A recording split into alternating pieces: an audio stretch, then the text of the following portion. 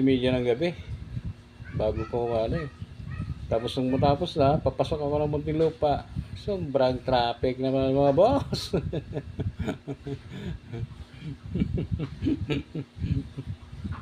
Pagod tinatawa ko na lang charge to experience palagi, di ba? So sa atin mga naghanap buhay sa kalsada, ingat-ingat lang. Lahat ng mga kaalaman na ating natutunan pwede natin i-apply. Pagtitiyaga lang kailangan. Okay? So, nakauwi naman ako ng maayos. Almost alas 2 na madaling araw. Kasi nga, nung madilim na drop ko na yung sa Tinlupa, abang na lang, habang nagpapahinga, nagabang ako ng Puki pa Cavite. Para di ka lugi sa gasolina mo. So, ako doon sa may kanto, yung sa may Summit Circle, kung na-familiarize nyo yan, doon ako sa kanto. Bigla may sumulpot sa aking likod. Matangkad na, di ko, yung lalaki. Ano po? Sabi ko, Masyo, may ang ginawa ko, Ilan po? pagbunga niya sa akin, ginulat ko siya. Kasi yan naman lagi diskarte, kailangan mong unahan siya na gano'n. Bakit? Ano kailangan mo?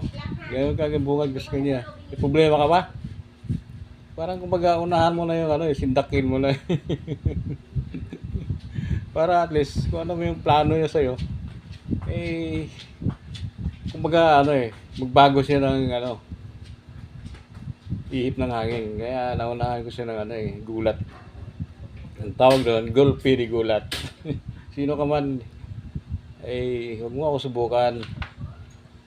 Kung ibang rider ginaganon-ganon nyo lang, sana kasi talagang uunahan ko kayo. Lagi kong tinuturo sa mga tao ko dati, it's better to kill than to die. Yung lagi kong sinasabi. Huwag yung subukan. Kasi dalawa naman ang option mo.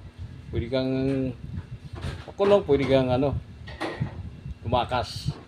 Mahalaga pagtanggol mo yung sarili mo. Ganun dapat. Tsaka yung instinct, kailangan din ng instinct bilang motorista sa kalsada. Yung turo ko rin kasi dati sa mga tao ko yung instinct. Kung mayroong police instinct, bilang rider naman, meron naman tayo dapat na motorist instinct. Tulad yan, ilan na yung pinatay niya sa na MC taxi rider. Kasi dapat kailangan may instinct.